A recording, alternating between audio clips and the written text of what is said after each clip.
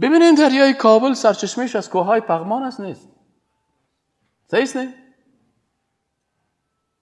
تو رو با خدا یک روز در موتر بشی که 2-3 تا دیوالایت صحیح است؟ خدا توفیق بده که مرام کتت ببری.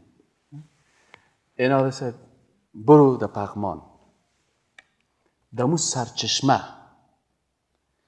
کافره کتت ببر تو رو والله کافره. مسلمان خود چی میکنی؟ اشتک خود چی میکنی؟ کافره ببر و از دمو سرچشمه برش یک گلاس آب بده. برات میگه برادر اگر این آب در فرانسه میاد شوه ما نیازی به آب معدنی نداریم. این آب معدنی صاف و پاک و صحی.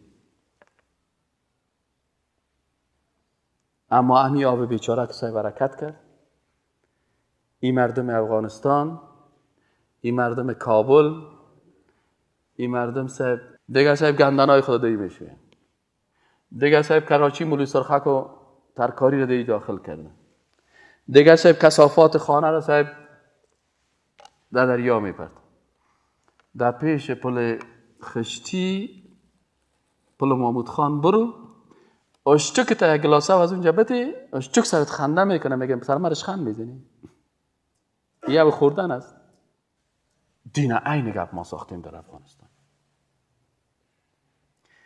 دینی که در مکه مکرمه و مدینه منوره توسط رسول اکرم صلی الله علیه و سلم تبلیغ شدن. والله که سعی کنی خوشت میاد. یک نفر مسلمان پاک ابوبکر صدیق، یک تجار حضرت عثمان غنی، یک مسلمان غنی قوی، یک جوان شجاع حضرت علی رضی الله عنه، یک جوان زیبا مصعب ابن عمیر،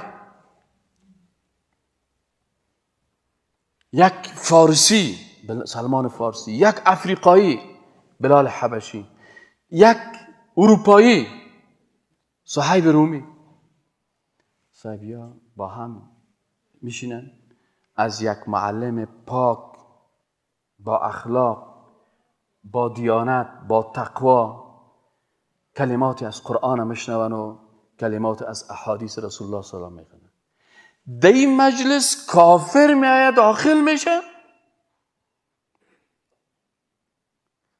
آب پاک است، زلال است، صاف است. کافر میآید و پیشویشان استاد میشه برشان میگه که برادران من کافر هستم برای من تلقین کنین بگوین که من مسلمان شم. سرسخت ترین کافر میآید مسلمان میشه. آب پاک چیست؟ اما وقتی که تا این افغانستان رسید ما صاحب چی کردیم؟ رواجهای قوم پشتون هم در چی داخل کردیم؟ در اسلام.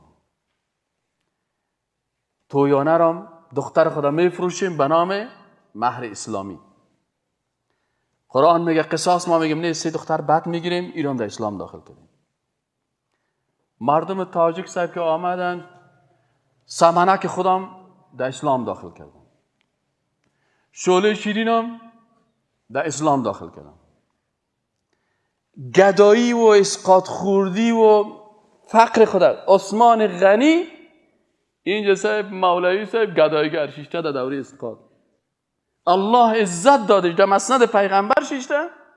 پیغمبر میگه ید العلیا، دست بلند بلند است تو برخ نگاه خیرات بده. این قرار صاحب گردنش پد دست شیشته بازی میخیزه برای ما اسلام تشریح میکنه و تمام روز جنگش سر چی هست؟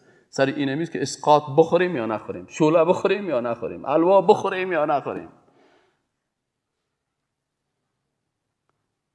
این حال وقتی که یک خارجی میاد یک سیل میکنه که سبحان الله این ظالم مردم پدر از او فوت کرد عوضی که یا بر از او کمک بکنن 200 نفر رفتن خانهش تباه کردن. به نام اسقاط پیسهش کلش صاحب در جیبای از او رفت.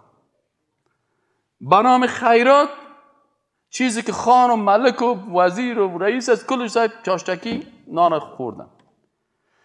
به نام روز 3 شاکوکو و گلکوکو تا 1 هفته خانه رو اعلان نمیتر، تا که اون مردکر الماریایش نپاله و یک شانزاپولی هم در خانهش مانده تا که بیخ از او رو نکنه.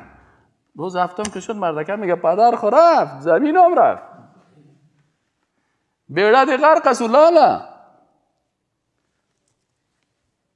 این جین کافر ببینه مسلمان میشه. سوتا چوبم داخل کردیم در اسلام، توخ تکی زری مجوسی ها را که سر قبرها میپرته ایران داخل کردیم، برکت. چیزی که کثافات است، چیزی که خرافات است داخل کردیمش.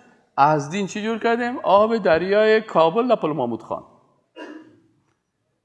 اگر دین با لباس صافش از در قرآن عظیم شان و در سنت رسول الله صلی الله علیه و سلم بر کافر بگوی، کافر کلمه میخوانه. لکن ما و تو نه تنها خود ما مسلمان نشدیم، حتی مانع شدیم که کافرم وقتی که ما را میبینه دلش از اسلام سیاه میشه.